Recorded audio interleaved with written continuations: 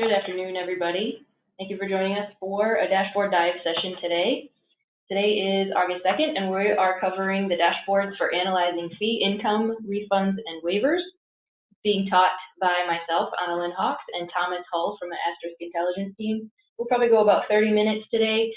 And if you have any questions, please utilize the chat feature to send them through to Thomas Hull is the name of the host on the participants list. You've all been placed on mute, and so the chat feature is the way to send your question through. We have it up on the right-hand side of our screen. We're watching it, and we will answer any questions you have. We're going to look at 3 dashboards today, but they all cover the same topic, right? Yep. We're looking at fee information. Mm-hmm.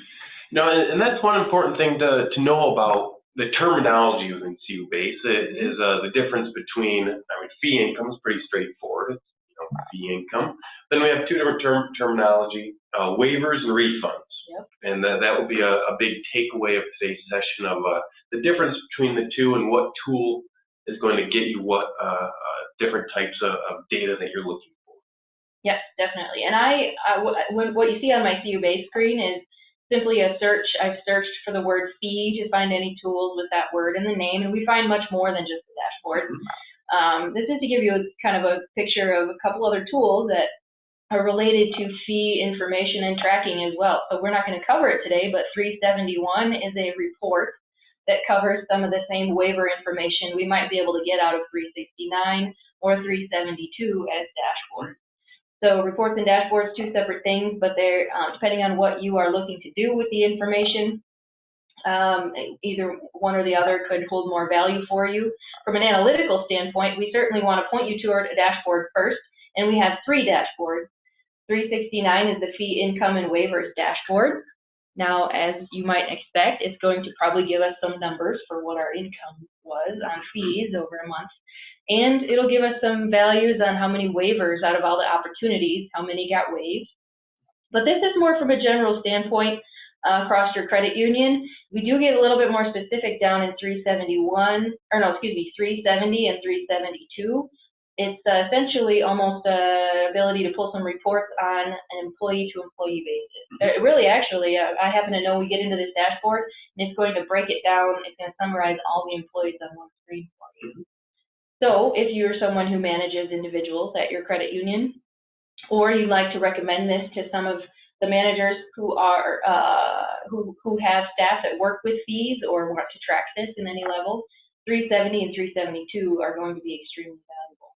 We'll start with 369, and it's going to be it's going to be pretty similar to the report if you use the report already. But what we see first off, you want to speak about active beta for a second, Thomas? Yeah. So this pop-up, a lot of our newer dashboards will come up with this active beta pop-up message. And this is indicating that this dashboard is part of our active beta program. And this is a way for us to speed up the production time to get new tool sets into production quicker. And we're kind of asking you to help us QC. That's not saying that we skip the QC process. These dashboards are still reliable, but we did speed up the QC process in hopes of having some live testing. So you do want to take an extra moment, look at the data a little bit closer, and definitely let us know if you catch anything that needs to be addressed. Absolutely. So we are putting it out into the real world here, as in like live production CU-base. You can access it. It's not just for us on the development side. It's out there. It's here for you to access. But we definitely want you to keep a critical eye as you look at this dashboard. And eventually, it'll graduate out of active beta status. We will we'll take some time and run through it to the level that we feel comfortable signing off on it from a development standpoint, and it's no longer beta anymore, and that little pop-up will go away. So what we see first right away is a fee analysis screen with some description, some groups, if you will, some buckets we've categorized fees into, so they'll look familiar, probably phone transfer fees, stop pay fees. Now there's some codes listed, and these are more, if you're familiar with these from other processes that you do in CU-base or analyzing transaction data elsewhere, you might care about the code, but typically I find it easier. We write it right out on the screen for you. I find it easier to pick up the list by just reading there. And then, you know, we have right away, it's a little bit hard to tell unless you notice this line coming down, down sort of about 2/3 over on the screen where my where my mouse is. That's a separator. So we're trying to help you look at, we understand that when you're going to pull data, sometimes looking at 1 month is a good picture of the month, and you want that for reporting standpoint, but for analysis, you want to be able to compare and say, is that normal for me? Am I trending up or down? And so I don't know if you have anything to add on that point, Thomas, but what we do for you is we give you 2 months time, 2 months right here on the screen. Yep, and you know, one thing, a lot of, you know, it's common to have quarterly fee structures, maybe even annual fee structures for certain type of programs. So I do see a lot of people, a lot of times, changing these months. They are configurations. You can see the 2 boxes right now. We're looking at June versus July. If you have a lot of quarterly programs, you're definitely able to, you know, go back a couple months so you can look at the quarterly period versus a quarterly period for that apples to apples comparison. But it does, you know, it creates that benchmark. You know, just knowing that we charge $265 in check to cash fees in May doesn't have a whole lot of value unless we have that benchmark. You know, is this high or low? What did we charge last month? And that really comes down to the heart of bringing in the second period as well. And you could potentially, there's other areas to get similar look at your income off fees. Probably if you're in accounting, and you could go straight to the GL potentially. But this dashboard adds additional layer of showing you that these are all the opportunities we actually had, then how many did we charge and how many were waived. So what percent were we able to actually bring in as income off of all the opportunities? You know, that's actually the flip side of that. The percent is showing what percent was waived. So we waived 64% of our potential revenue there.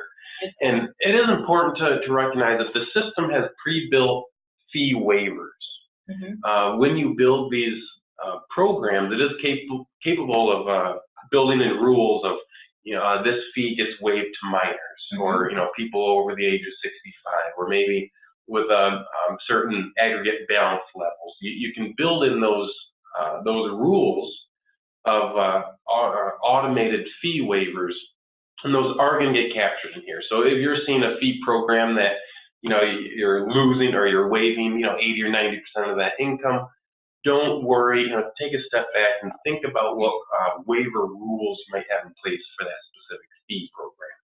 That's a good point, but that also leads into sort of thinking about how, when we think about how dashboards are different from reports, if you were to generate this as a printed report, it'd be static on the page. I print it off, and I see that number, maybe 53.5% waived. And I have further questions. I want to ask more questions of the data. I want to say, okay, how much of that was the automatic fee, the automatic fee waivers he's talking about. With the dashboard, we can typically drill down, and I can do that. I know the spyglass is typically a drill down or a lookup of some type. And then we also have some help. If I hover over this little eye, it tells me it's going to show me the configuration for phone transfer fees. So I'll click the configurations really quick, just a little eye. And we're in Bedrock Community Credit Union, so this is just our training credit union.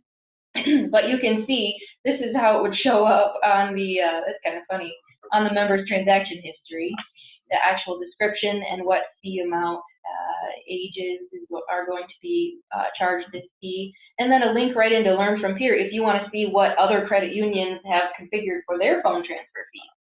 So just, if you know, to provide context into the situation and the data. But let's actually drill in. I'm going to click the spyglass, and we're going to look at the reasons these fees were waived. So when we get into the screen at first, it's simply going to be a summary. So we are in summary mode to help you get the quick high-level picture first before we drill down to detail. And now, on the back end, we're working with the detailed version of the data file. So we actually do have a full, you know, a date period. We can choose, it's going from July 1st to July 31st, and I could change this to June 1st to June 30th if I wanted to. Right up top here, I don't need to back out and change it and come back. So we have the ability to change that. Just want to point that out really quick. And from a summary perspective, we're looking at 13 Fees $13. Member does not meet minimum age requirement. So I would, if I want to see what those 13 fees are, in the bottom, actually, I'm going to click detail. And before I do that, I'm going to explain that we are looking at only the waived fees. So what I was kind of putting my mouse over before, which would show all the fees, excuse me, would have brought me to some slightly different numbers where we're actually looking at fees that got charged now as well. The fee was not waived, becomes a new row with the dollar amount. But most of the time, unless you're wanting to pull a quick report or analyze income really quick, you are trying to look at waivers in this dashboard. So that's how we defaulted it. We just figure that the first thought for most people, but you do have that option to toggle here. Now let's click detail. And now all of a sudden we actually have quite a bit more information. Again, we still have the reasons listed on the side.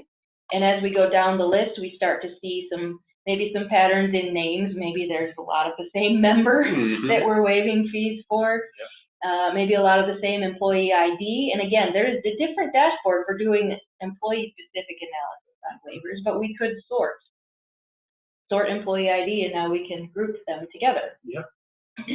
Yeah, there is also the option, we can see in the bottom right-hand corner, there's a Show Insiders button. That's a common feature, for especially those with an auditor hat on.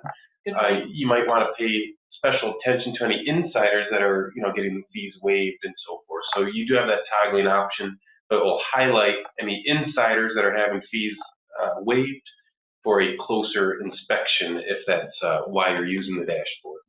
So this is the insider member. This is the employee ID which waived the fee. So, and it was manually waived. So we get a little bit of information here. You can export right off this screen. So if you are wanting to do some data mining and come to this screen and get a list of all of the insider activity, simple export will allow you to pull it off and download to Excel. Similarly, again, maybe not as relevant to the insider look, so I'll go back to showing all accounts. But we could take all of these members that are listed a couple times, for however many fees they had waived, and run them through Common Bonds, a standard dashboard analytical engine that we've built in. Again, Common Bonds is going to look at credit quality, their credit history, tiered service, their service engagement, their membership traits, and their account composition. So I don't know, maybe like 15 analytical screens alone just in these first two options, and then quite a few more within these next two. There's quite a bit to look at. If you want to analyze the group of members, now you found members who are getting charged certain fees or getting certain fees waived for them, and you want to better understand what other types of things they do with them. So similarly, if you want to take that our ASAP concept with AFC active profit, and you want to act on this data, a simple export means we can plug it into Member Connect. So these might be people I want to actually talk to if they are maybe getting a phone transfer fee charged, and I do some analysis in Common Bonds, and I've decided there's a couple people in here that are heavy hitters. They get a lot of phone transfer fees, and I want to maybe engage them in some education messages about self-service options they have to do the transfer themselves through online banking, or RDC if you've got remote check deposit. Well, I guess that wouldn't apply to, you can't really deposit a check over the phone. So I take that one back. But some type of marketing message you might want to send out to members who are getting hit by multiple fees or needing to have multiple fees waived or refunded. Yep. And I think that's a great point. Those are really the two main ways that I have seen this being used. There's probably more out there. If you've got other ways that you use this dashboard, definitely let us know. But I see credit unions looking to, to understand that your fees and your waivers. Do your rules make sense? Maybe you want to change some of those aggregate balance limits so that more people are assessed fees or less. You might have different scenarios that need to be addressed and considered. Then outside of understanding your fee income and seeing what programs are generating the most income, there's the marketing side. I've seen maybe you're changing fees and you want to communicate to people and say, hey, we're reducing this fee, or maybe we're going to eliminate this fee altogether. You could have marketing opportunities, or like you said, education. I think is a big one of trying to retrain behavior so that members incur fewer of these charges. Very good comment. I only came back to this screen one time to mention that there could be many reasons listed here as far as a reason for a waiver. There's a couple, like aggregate savings exceeds maximum. Here's one, exceeds maximum age requirements. If you are looking to better understand, we had a conversation with a credit union not too long ago who really wanted to better understand all the automated reasons fees can get waived. And coming into this screen had a lot of questions about what actually defines, where is that configured, where is it coded?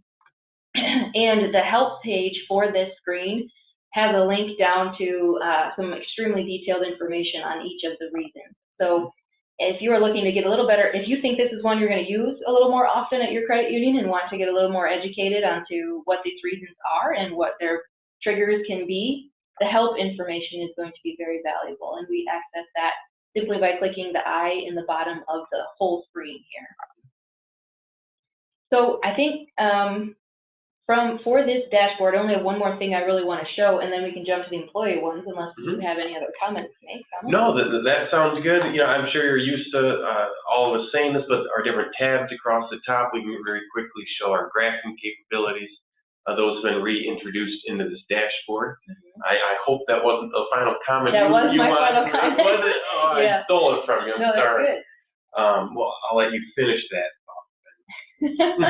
No, that was my final comment. So we're thinking along the same line. And just simply, these graphs and charts are something we've had in dashboards for a while. Recently did some work to redesign sort of the back end of how we do them. So we've got more options available, and we're building these into more dashboards under a label VAT, Visual Analytical Tools. So we're really trying to give you opportunity to not just look at, a bunch of numbers on a row, but also visualize the information and be able to quickly pull out from just a quick picture of something. What are the outliers? What are the patterns? So just speaking high level about what we've got in the screen here, these tabs bring the visualization aspect to the data we just saw on this initial screen. So let's back out and let's check one. We'll stay with waivers for a second and go into tool 372, fee waivers history by employee. Still active beta. These were all built at kind of the same time, so they're all active beta together. Now here we have the ability, of course, we could find an individual employee ID or look for them by their name. There is also, I guess it's already sorted by the actual employee ID on one of these fees, and it's summarized by, so this particular teller had 16 transactions with this amount. Average per transaction, number of members, so 8 members, 16 cash check fees, and average dollars per member. So then we get the total at the bottom, and we can actually keep going down to check out some of these other. There's a lot of employees handling teller line transactions in this dashboard. But similar, we have a drill down that'll take us into some more detail, and we could now, of course, Mike at the top here. Mike happens to be somebody here at CU Answers as well, but he's handled multiple types of fees. He's waived a couple of different kinds of fees. So if we were to search for Mike, we get that picture of all of the types of fees he has waived, and then a summary, of course, over to the right. No visualizations built into this screen. At this point, we were just talking about VAT, Visual Analytical Tools, and we don't see any of those here. And at this point, I think we are looking for new places to build graphs and charts on the screen, but I don't know that this is the place, unless we hear from you guys that this is one of, that you could see a vision for putting a certain chart or graph onto. We would love to hear that kind of feedback, but at this point, there's a couple others we have in mind. And then fee refunds. So refund, we talked terminology earlier. Refund is we're actually giving the money back. Yep.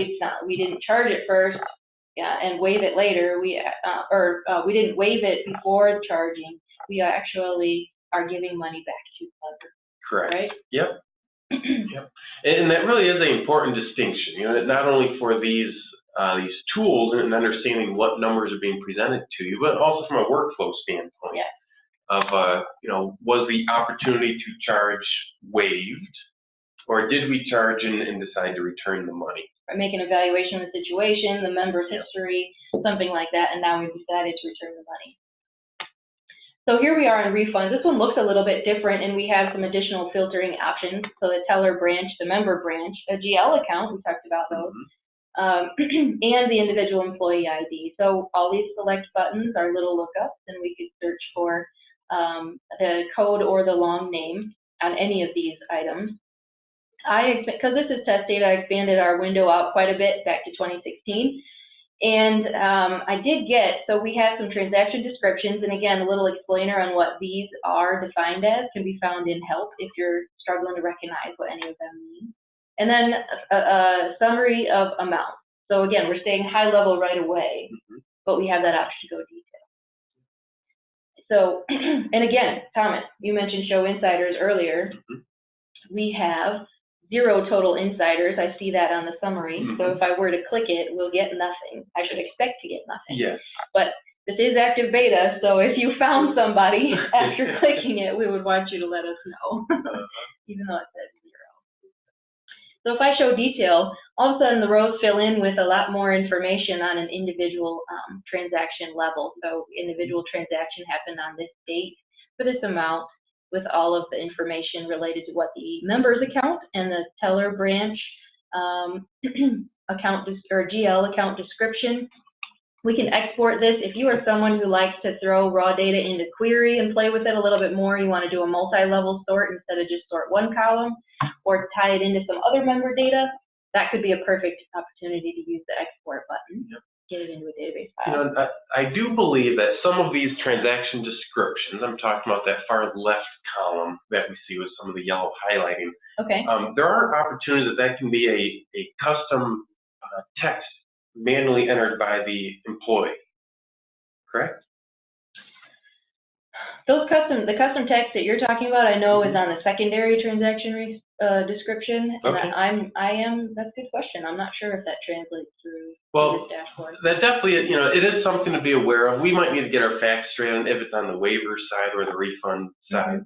But I do know on these fees, there is the opportunity for manual descriptions to be entered in on the transaction record. And that does impact some of these dashboards. You know, here, just as an example, and this was my comment, we have a PMT line and a payment line. You know, so that was, in my opinion, that is most likely a scenario where the description on that fee can be manually entered, and staff have 2 different approaches of what they enter on that description line. Something to be aware of as you look at this. Of you know, it's not necessarily each row being a unique a type of refund. There could be multiple rows for the same type of action. Correct. Yes, and that is a good point. And in a roundabout way, it brings me to something I wanted to make sure I mentioned, but had forgotten until this point. These employee, these 2 dashboards that deal with fee refunds by employee or fee refunds or with fee waivers by employee are something that can be used for coaching, of course. So we've talked about marketing to members and a couple other different applications before, but in the other dashboards. But these 2 specifically are going to potentially be helpful to managers who need to coach employees or operations staff who are looking to find trends in how fees are getting processed, either right through labeling. Are people labeling transactions a little bit funny, and maybe we need to tell them, hey, we're trying to stay consistent here, or just simply based on the types of transactions that they're waiving or how often. This quantifies the data and gives us that picture on an employee level. So we've gone summary and detail on the transaction, but there is a employee summary total. This is my favorite button on this dashboard, because when we click it, and it was available on the totals, the summary view before. It's on both screens, but I'm going to click employee summary totals, and it is going to make it nice and clean, 1 row per staff, and actually list out some of that same information. So now I really like this one. This feels like my final report if I'm looking to actually pull this out and share it with some of my staff or share it with my managers. Yep, exactly. Yeah, you know, for anyone looking to see refunds by employee and who's returning most money, this is definitely the best screen in these dashboards. Get that nice summarized view. And keep in mind as well, if you are a branch manager, you may want to be choosing your tellers, maybe take just your branch and then follow that through. So previously we only had, we had everybody who works for your credit union who is refunded a fee. Now we just have my one branch, go to employee summary totals, and in this case they're all under that one branch, so we don't get anything different, but that would follow through for you. So as a branch manager, this is very powerful as well. All right. Yeah, so these three tools as a package really provide some good insight into fee programs. You know, that first dashboard we looked at can really quantify where that income's coming from, what programs are generating the most income, and you know, maybe holes or gaps within our operations where we're giving away and we're waiving too much.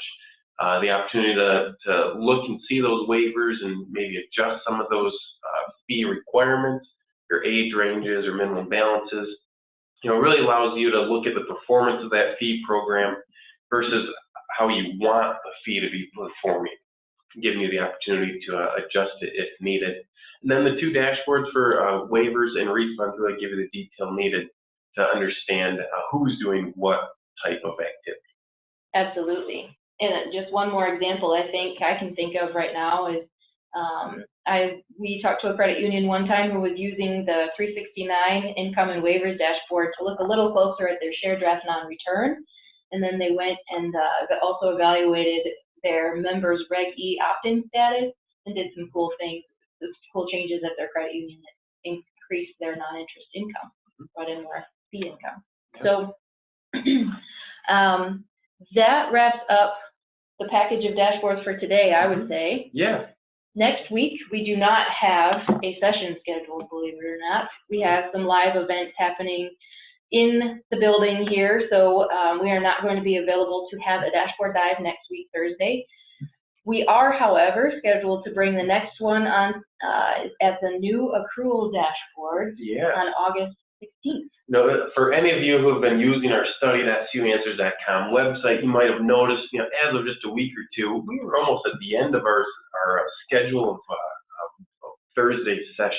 Surprise, we're not. Yep, we did extend it. So a recent change, it's been on the website for probably less than a week now. We added about 10 more weeks into our session. And these next couple weeks, starting with the new accrual dashboards on the 16th, we're going to get into a lot of the new dashboards that just came out in 1807, just a couple weeks ago. So definitely look at this schedule. These are some brand new tools that have just been released on the Cubase, and we've got some great content coming up later in August. Love it. And for the record, there's 3 new accrual dashboards. So we will look at all 3 of them on the 16th and with a break next week. Yep. Thank you, everybody, for joining us. Have a wonderful day.